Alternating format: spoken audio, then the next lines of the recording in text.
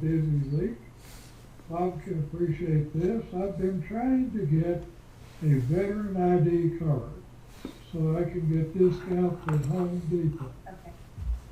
I'm told I cannot get a veteran ID card because I'm not retired. I can get a VA card, but anyway, it continues. Okay, bless our friendship today and bless this meeting. As we meet here today as members of Rotary, we pray that we are ever mindful of opportunities to render our services to fellow citizens and to our community. Let's continue to strive to make a better world, and let's continue to be mindful of the rules of separation and engagement for the COVID-19. Keep safe and stay healthy. Amen. Pledge.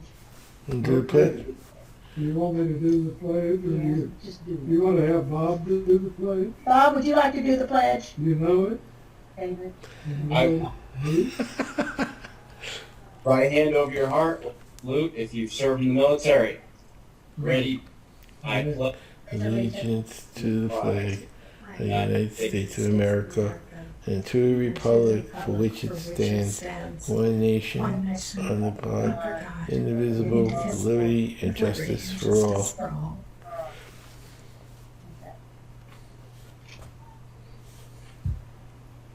Okay, on announcements, I have one, and that's, we are now going to be able to accept credit cards. We should be able to by Friday, and dues are due. And you can now pay by credit card unless you want to pay by check, whichever is easiest for y'all. But I need them in as soon as possible because we will have to pay dues on you starting July 1st. And Bob, we have not officially put you in as a member. We were waiting until this July 1st. So, and I don't know what Howard has done with your application. If you still have it, would you send it to me? Okay. Oh, Yeah, it's Howard's fault. I don't. You sent it to him. So, and so if you don't have one, he can send you another application. All right. I'll Oh, text you. oh, and you have to tell us how to make the credit card payment. You just said we could, but you didn't say how. You'll have to go to our Club Runner website. And so when I send out the statements, and hopefully I'll have them out by the end of the week, they told me it should be, I talked to them again today, it should be by the end of the week, and I'll put the instructions on there. But it's through Bambora, and it's out of Canada, but this is a credit card company that Club Runner uses. We don't have any initial fees. We don't have any monthly payments. The other one that came out with $110 setup, $10 a month. Well, we're not going to be using it, so we don't have any of that, and we have our lower interest rate that we have to pay. And we got to get Bob on the website for the email, so he gets the club emails. Right, but when you give me his application, when he sends it in again, I will get that entered as a member so that he will be counted as July 1st or June 30th. Okay, and I'll contact Tushar and tell him also. Yes, please. Well, just send him an email when I send out the statement. I'll get one made out to him. If you'll send me Tushar's updated email, and Bob, I've got yours, but you're not getting the weekly announcement from Howard, are you? I'm sending him mine. When I get one, I forward it to him. Okay. Yep. Okay. And then this Saturday is our business meeting and a district assembly, so we will be voting on the resolutions for our manual procedure. And David will be our elector, so he's the only one that can I vote. submitted two, and they wouldn't accept. Oh, he wouldn't either one. accept his, because it's not what they wanted. So anyway, I don't have anything else. Do you have anything, Howard? Oh, the Star Award. If you have, Howard sent an email out on that. The district has asked be selected by one person in the club who's done something, what you think is, they deserve. So Howard got it last year, so he can get it again this year if you want to nominate him or nominate anybody in the club. So please get those in as soon as you can. I know you said June the 22nd, but if you can get them in as soon as possible, that would be appreciated. Okay. Okay, I don't have anything else. I gotta find Jennifer's information. Okay. can- Oh, one other thing. The Multicultural Museum is closing their offices. That building is being sold. And so they're moving everything over to Dallas Baptist University. When we had our international convention in Salt Lake City, David and I purchased a talking stick it's an Indian talking stick. So whoever has the stick gets to talk. So now I'm going to be getting it back so I can talk. So I hate it. our speaker tonight is Jennifer Moore, and she's the medicine lady. She's going to talk about. I'm really interested in what you have to say about that. Is it Indian medicine or is it some other type? It's an Indian thing. It's whoever has the talking stick gets to talk when you're in a meeting or whatever. Oh, And so we're picking it up Thursday. And so next meeting I'll have it, okay? I was talking about Jennifer, our speaker. She's that's. You were talking about an Indian. Well, the word medicine is a word that is obviously used in Native American traditions. I use it in a little bit more of a broad sense of medicine is also what is sacred and what is sort of the medicine for our soul. And the way that I tend to work is that I've been an energy healer and an intuitive and also am an ordained minister. And so my life, I've been sort of offering support. And I came up with the name Modern Medicine Lady because I sort of look at our spirituality and our healing as the kind of thing that is done best kind of in the middle of the town square with all the kids talking and the chickens running around you, as opposed to, in some kind of an ivory tower. And so instead of sort of having some kind of lofty title, I was just at one point just sort of explaining that I'm just, kind of a medicine lady that just shows up and does what I'm guided and called to do to be a support and service. So I'm very honored and grateful to be here. Did that answer your question? Yes, I wasn't sure if it was Indian medicine or not.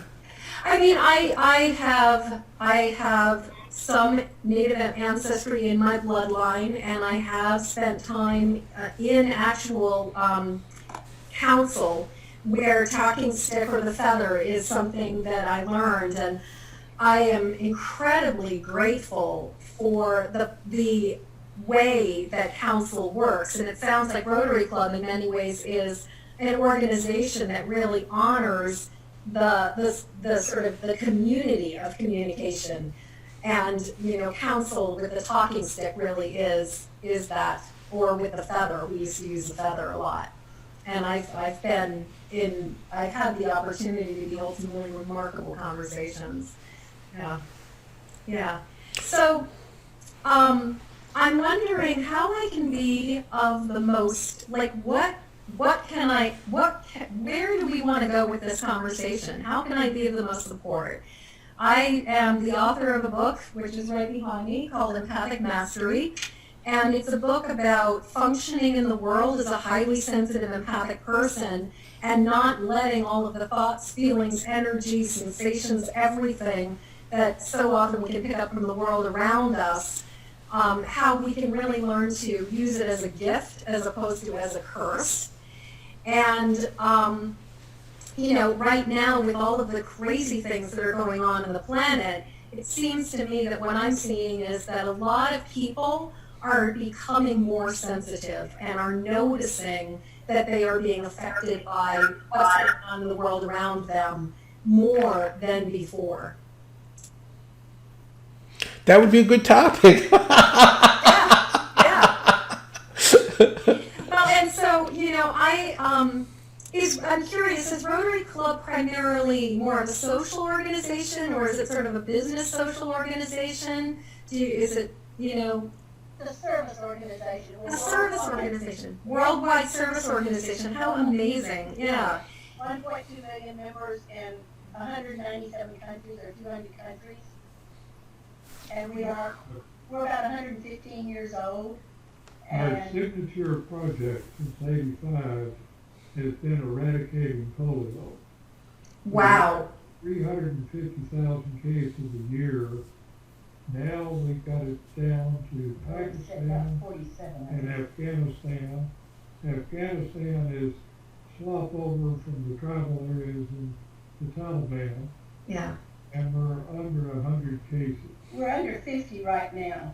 Wow, that is miraculous. The head of the WHO says that you started you have eradicated 99.999%.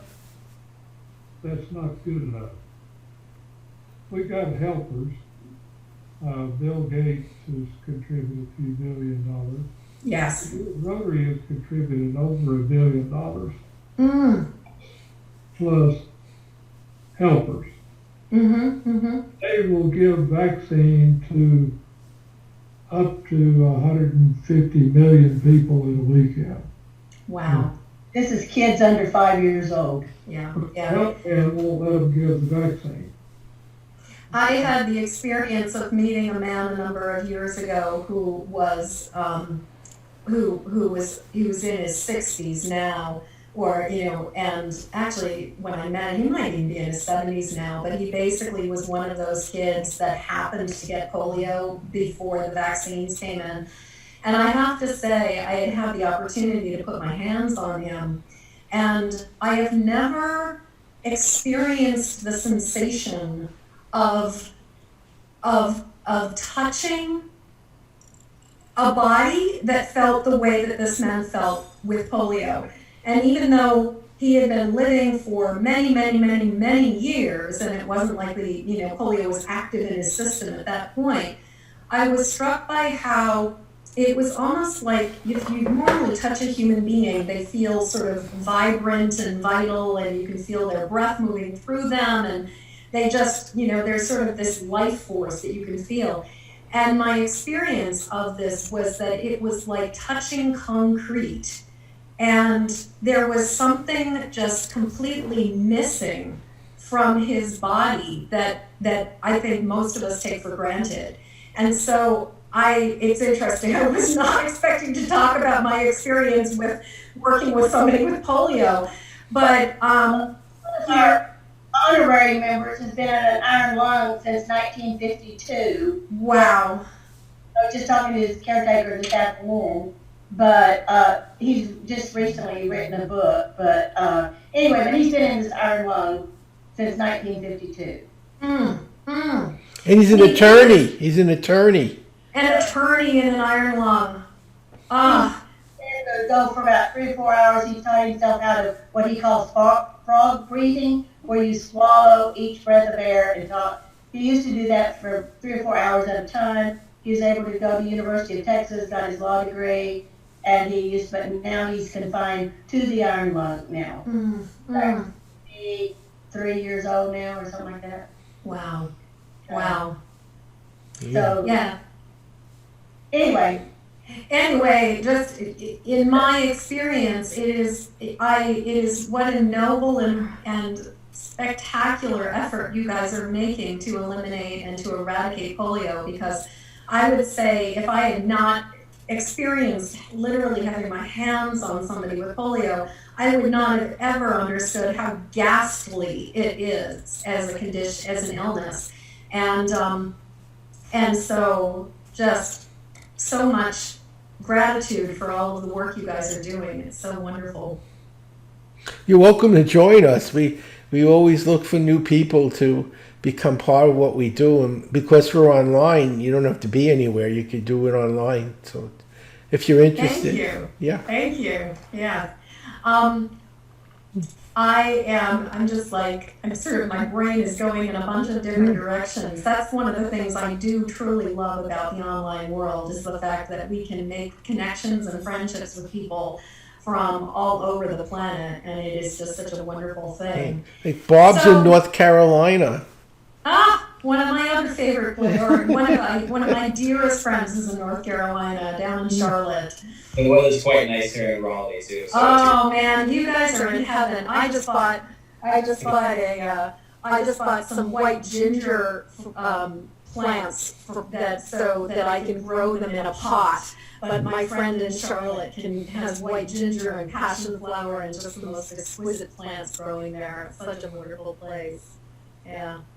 So, the reason I was asking you guys about Rotary Club and about sort of the focus of it is that one of the things that I have noticed for myself and also for a lot of the people that I work with who are highly sensitive and empathic is that the tendency to take on the suffering of the world, the tendency to feel overwhelmed by everything that is going on in the world has a way of affecting our ability to function in every aspect of our life.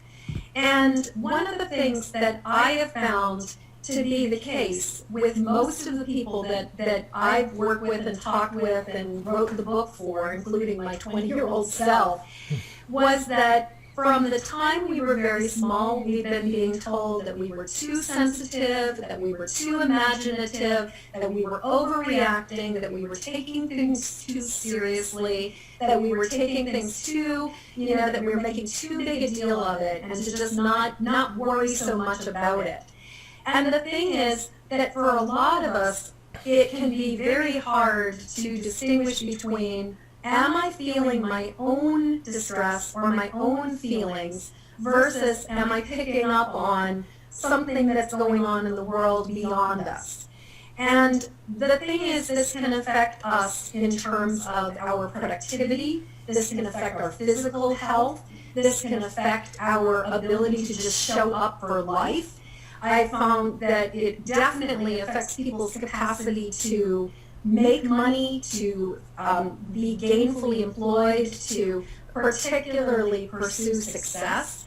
And so and right now, as I was saying, with COVID-19 and now with all of the things that are going on where, in terms of just the movements, Black Lives Matter movements, one of the things that's happening is that people who may have had a certain amount of emotional filter or distance before are now starting to have the experience of feeling more overwhelmed by everything that's going on in a way that they had not been feeling up until this point.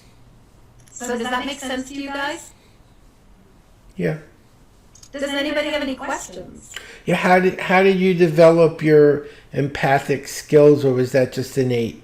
So being empathic in my personal experience is kind of a combination of you're born this way and also for many people difficult experiences, childhood experiences where maybe you really needed to be able to read the room can generally tend to cause that sensitivity to be stronger. So where for a lot of people who have sort of either psychic or intuitive abilities, a lot of times that's something that they sort of deliberately choose to develop. People who are highly sensitive and empathic generally tend to sort of come this way. And so for most of us, and so let me just actually break it down and talk about, so there's sort of three words that you guys have probably heard, maybe you've heard. The word, there's psychic, which many people have heard of, the kinds of people who can like guess the lottery numbers or know the lottery numbers, who have visions or understanding and often can anticipate things happening in the future. And a lot of times when somebody's psychic, there's a certain sense of they can distinguish between what are they feeling within themselves versus what is somebody picking up, versus what are they picking up from the world outside of them. There's usually a clear sense of distinction. Intuition is more of that deep inner knowing. A lot of times for people who are very devout and, who work a lot with the Holy Spirit, for example, you may be somebody who's like you pray and you get that guidance and there's that deep sense of inner wisdom and the knowing. And I would say that is intuition. It's still this sense of knowing. Whereas being empathic, or as, they used to call it, the original Star Trek, and also like Space 1999, and actually in the Next Generation, the whole idea of the empath. An empath is somebody who actually feels the energy, the thoughts, the feelings, the stuff that is going on in the world around them. And the challenge with being really empathic is that often we cannot distinguish between what we're feeling and what other people and what we're picking up from the world around us. So, long answer to a short question. I have always been this way, and my first sort of spiritual awakening, kind of intuitive experience was started at the age of 9 with prophetic dream, where I basically, the night that my BFF, best friend's mother died of breast cancer, I dreamed my own mother died. But the thing that made it very unusual was that she had moved. I was 9 at the time. We'd been best friends at the age of 5 or 6. They moved from Massachusetts to Albany, New York, and I hadn't seen her or spoken to her for a number of years. And then all of a sudden, out of the blue, I have this vivid dream that my mom died, and felt, it was the worst day of my 9-year-old life. And later that evening, my mother announced at our dinner table that my best friend's, or my former best friend's mother had died that night.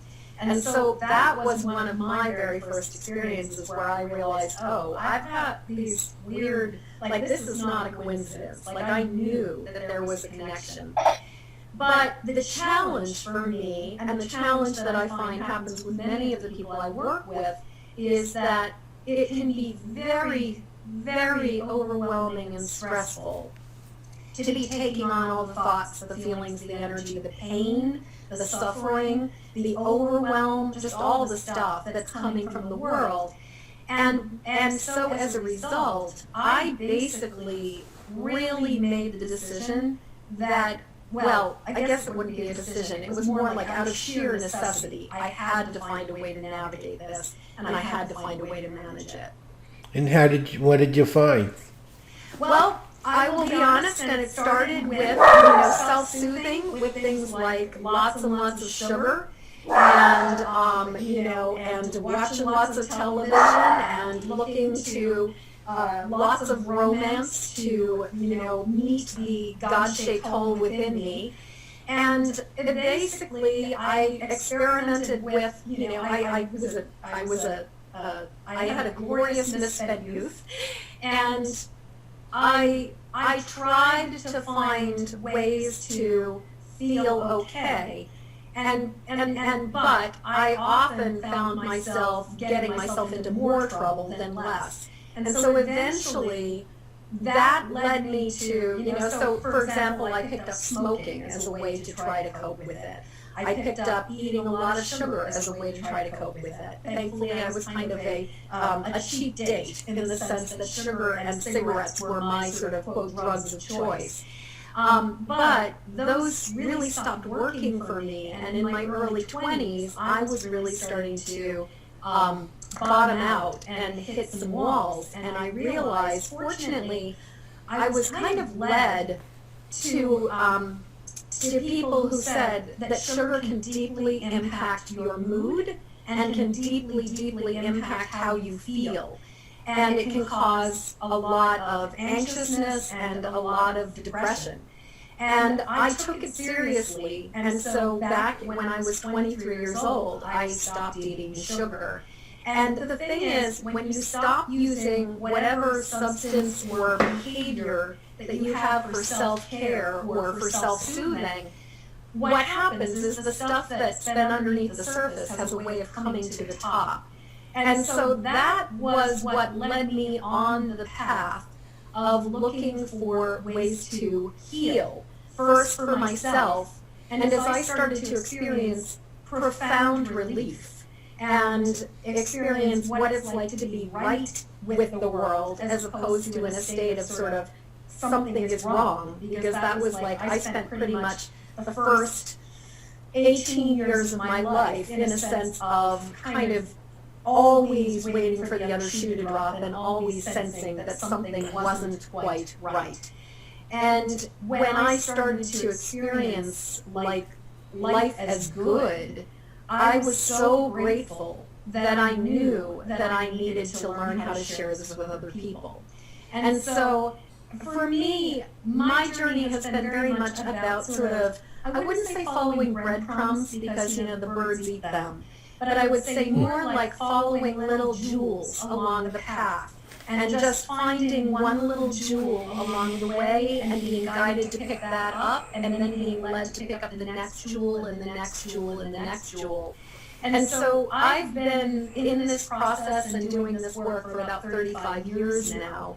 And I have learned a number of different things. And from that, what I've done is I've basically developed a system where we started to learn that I learned to work with and now teach other people how to the first step of what I call empathic mastery is how to recognize what's ours and what's not ours.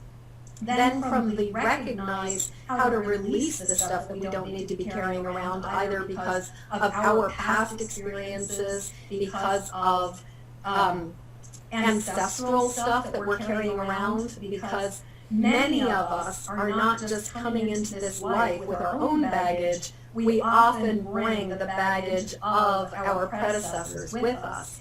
And so fortunately, especially in the world of energy healing, miracles are happening in terms of not only clearing the things that are inside of us, but also addressing the stuff that is impacting us from sometimes upwards of like 20, 30, 40 generations back.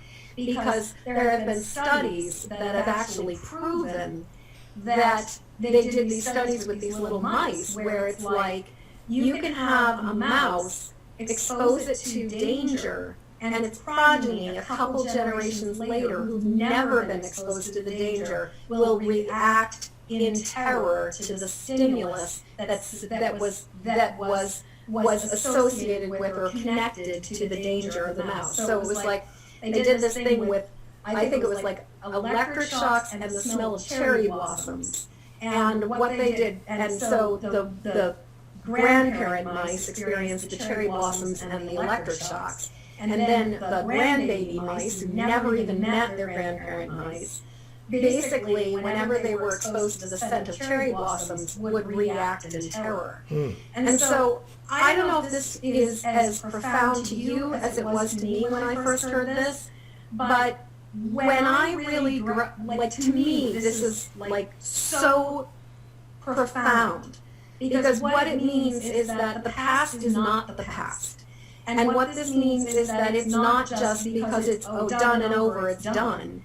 What it means is that whatever events our parents and our grandparents and the people who came before us have been through is something that unless it's addressed and cleared and healed, we will be impacted by it. And a lot of times it comes out in unconscious ways, it comes out as health issues or challenges or problems. So that is part of why release is the second step in empathic mastery.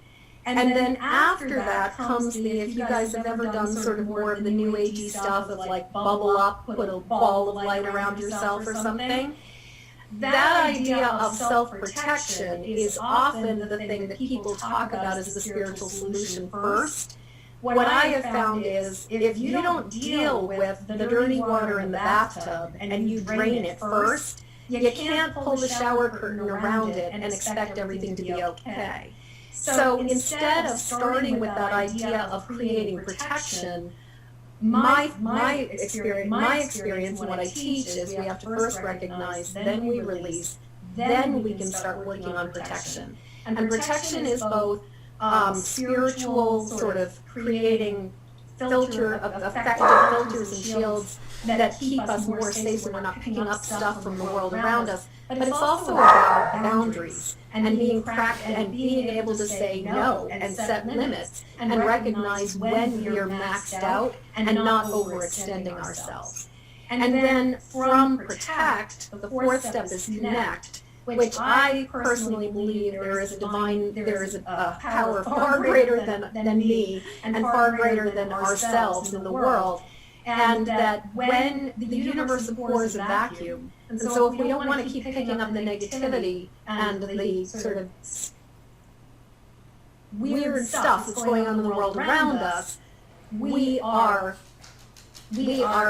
far better served by connecting to something positive. So connect is really about developing that connection to something, however you define your connection to your higher power. It's about really forming that solid connection. And then from that, we then go to the fifth step, which is act, which has to do with how do we live our life in a way that really supports the highest good, that supports using our gifts for good, as opposed to using our gifts, or being basically overwhelmed by our sensitivity. So I've just given you guys an entire mouthful. Hopefully you have some kind of questions at this point. When you're healing, are you pulling the pain out of them, or are you putting light into them? Which or both? When I first, that's a wonderful question. So when I first started training in doing healing work, I trained in a number of different modalities. I trained first, and one of the first techniques I used was breath work, where it's sort of the idea of, because breath is amazing. Our ability to breathe correlates with our ability to actually give and receive. Our inhale correlates with our ability to take energy in and receive, and our exhale correlates with how we put things out into the world, but also how we let go. And so the way I look at it is, when we inhale, we're breathing in calmness and peace. As we exhale, we're releasing the stuff that is no longer serving us. And when I was first starting to work, I also trained in Reiki and also did a lot of shamanic energy practitioner healing techniques, which draws from some Native American traditions, but also shamanism is actually a word that comes from, I believe, sort of like the like Siberia, sort of the kind of Laplander. Siberia, it's actually not a Native American word. It comes from sort of Eastern Europe and beyond. But there are indigenous traditions in almost every single culture that has these healing techniques. And so I studied that as well. And in those techniques, there's what's called doing extractions, where it's the idea of drawing something out. The longer I've worked, the more I see it more as, it's not about removing anything as much as it is about transmuting things. Because you've heard the saying, energy cannot be destroyed, it can only be transformed. And so it's not necessarily about absence and subtraction, subtraction and addition, as much as it's about shifting the vibration and focusing on shifting something from a pattern of imbalance to a pattern of balance. So, it's sort of like, instead of thinking of it as like if you had a stream where there were a whole bunch of rocks and things inside the stream, and you move the rocks out of the way, it's more like almost as if the rocks and the branches and everything sort of get dissolved, like they vaporize, and then the flow can happen. Does that make sense? Yeah. Yeah. I was going to recommend 2 books you might find useful.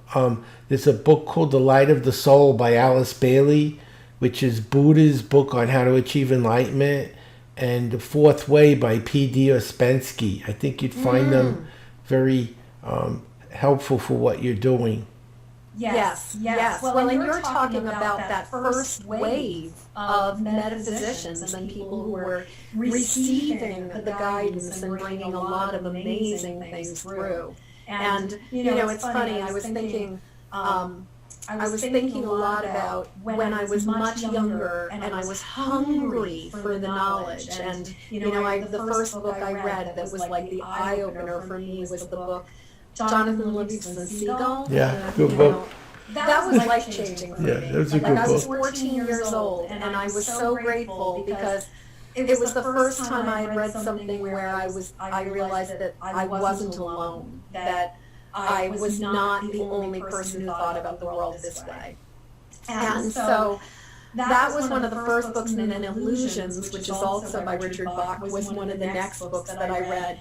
And so that sort of led me down the path of looking for all kinds of information in books.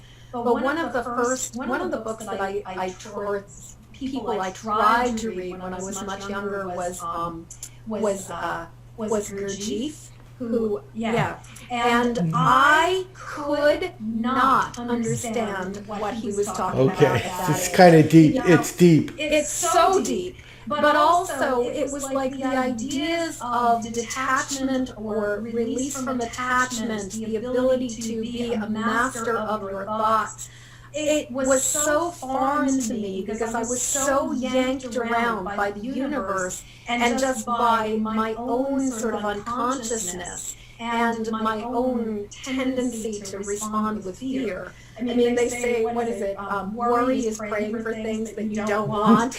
And I came from a long line of world-class awfulizers, people who really could really imagine the very worst-case scenario to pretty much anything. Like you go for ice cream, and my parents could or my mother especially, could absolutely awfulize about it. So that idea of self-actualization and particularly of mastery over our thoughts and of our emotions, and the fact that we got to be in charge of ourselves was just foreign to me at the time. Well, Ouspensky makes it a little easier. He simplifies it. Have you read The Fourth Way?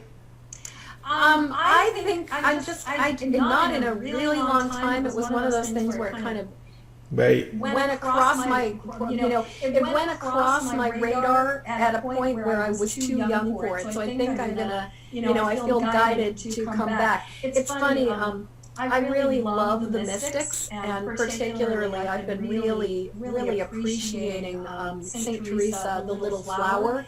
And I was talking with a friend the other day about how the mystic Teresa of Avila is in some ways like it's sort of the difference, like how you'll have these two people, and like with Gurdjieff and Ouspensky, and in my, Teresa of Avila and then the Little Flower, Saint Teresa, how it's like Saint Teresa just takes everything and she just makes it so sweet and accessible. And that's the thing. I really appreciate the writers who make things accessible and the people who humanize the experience as opposed to speak in such lofty terms that, everybody else is going, I could never do that. And, certainly the work that I'm doing and the writing that I'm doing is very much about making things accessible as opposed to keeping it all sort of like for the special, exclusive club. Okay, are there any other questions? It's been great listening to you and everything about the empathic mastery. I enjoyed it. I do have a website. It's right up there, empathicmastery.com, and people can grab a copy of the book over at empathicmasterybook.com. And in the book is a free gift, which is really a substantial whopping course called the Empathic Safety Kit, which really gives people the really a really good solid foundation for how to deal with this. I don't know if we have time, but I was wondering if you guys would like me to teach you an exercise that is incredibly fast and really effective for calming our nervous system down. Because I didn't really talk about it, but I'm actually one of 18 accredited master trainers for EFT internationally here in the United States. And EFT, which stands for Emotional Freedom Technique, it's also known as tapping, you may have heard of it, is a technique that's sort of like a form of emotional acupuncture. And I recently learned a technique from one of my colleagues, a woman named Robin Bilazarian, who goes and teaches EFT to psychotherapists for PESI, which is this organization that does continuing education units. And Robin taught this recently, and I loved it so much that I took it and ran with it. So would you guys like me to teach you something that's really good for just helping to reboot your nervous system and calm your system down so you're not feeling stressed out? And it's pretty much great for anything. Sure. Okay. So basically, this is called the brief energy correction. And as I said, my friend Robin Bilazarian was the person who taught it to me. And all you need is your hands and breathing. So what you can do is, you could start, if you're in a state of distress about something, you could just evaluate it and check in with yourself and go, just like we do in EFT, we do what's called a SUD, which is subjective units of distress. So 0 means nothing is going on, you're totally fine, and 10 is I'm really feeling like off the charts intense. So you just sort of evaluate where you're starting at in terms of your own sense of distress or physical pain or whatever it is going on. And this is just as good for physical pain as it is for mental or emotional distress. It's also really good if you're like trying to fight a cigarette craving or a food craving or something and you just need a little bit of help to kind of get over the hump instead of to like break open the piggy bank. So what we start with is just evaluating where we're at. So if you guys just even want to take a moment to just close your eyes and tune into yourself for a second and just kind of notice, this is just between you and you, just kind of notice like how okay are you? With sort of 0 being you're completely fine, everything's great, and 10 is it could not be worse if you tried. So just noticing that. And then what we're going to do is we're going to start by taking your dominant hand.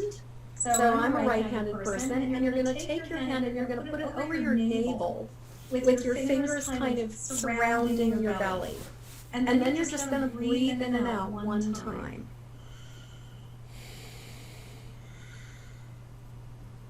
Now the second, you're going to keep your hand on your belly, and you're just going to put your other hand on your heart now. And you're going to breathe in and out.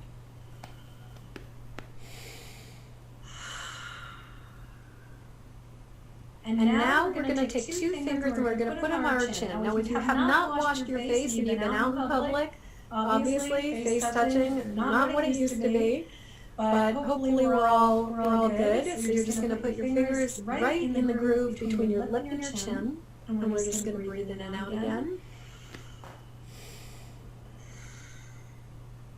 And now we're going to do the place right on your cupid, if you've ever heard the term cupid's bow on your nose, but we're going to do right between the lip and the nostrils, and then breathing in and out. And now you're just going to reach behind you and put your hand kind of on your lower back.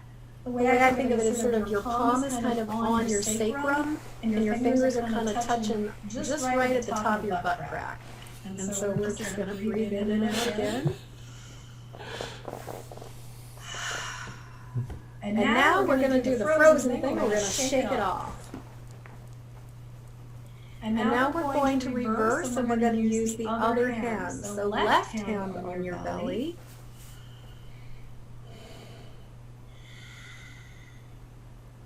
And then keeping the hand on the belly, right hand over the heart, or whichever is your dominant, reversing, bringing in and out.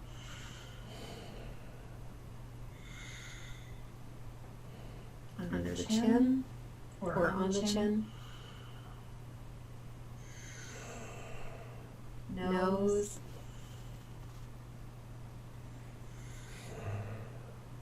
And then lower back.